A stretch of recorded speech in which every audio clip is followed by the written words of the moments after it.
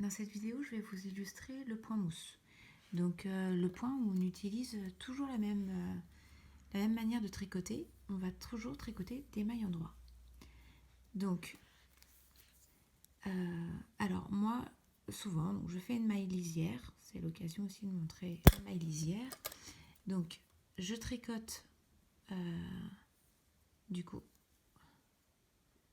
je tricote sur mon rang endroit comme si j'allais tricoter une maille endroit. Sauf que du coup, je ne la tricote pas, je la glisse sur l'aiguille de droite.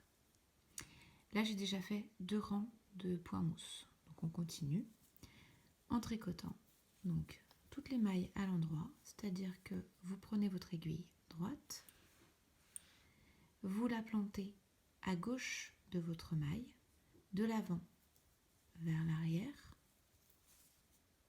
et ensuite vous passez votre fil de derrière vers devant en entourant l'aiguille de droite. Et vous laissez tomber l'aiguille que vous avez, la maille que vous avez sur votre aiguille gauche. Vous la laissez descendre sous l'aiguille et vous la lâchez. Encore une maille avant, une maille endroit. Donc on pique à gauche de la maille vers l'arrière. On passe le fil donc de l'arrière vers l'avant. Et ensuite on fait glisser la maille et on la fait tomber de l'aiguille.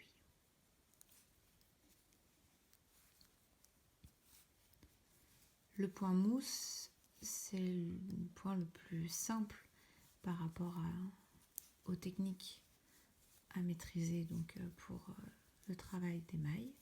Donc toujours des mailles endroit, ce qui va donner un point avec un petit peu de relief qui va monter moins vite. Vos rangs feront une moins grande longueur si vous montez en mousse que si vous montez en jersey par exemple. Tout simplement parce qu'on crée du relief, donc on tricote aussi en large, en épaisseur et en longueur. Donc là, je viens de finir un rang impair, donc sur l'endroit du travail, je retourne et je passe donc sur l'envers. Là, je vais tricoter une maille lisière, donc à l'envers, comme si je la tricotais à l'envers. Donc du coup, à droite de la maille, de l'arrière vers l'avant. Seulement, je ne passe pas le fil, juste je fais glisser la maille. Attention à bien repasser le fil derrière votre aiguille. Quand on fait des mailles endroits, il faut toujours avoir le fil derrière l'aiguille. Et on repart pour une série jusqu'à la fin du rang de mailles endroits. On pique à gauche de la maille, de l'avant vers l'arrière. On passe le fil de l'arrière vers l'avant. Et on glisse et on laisse la maille aller sur l'aiguille de droite.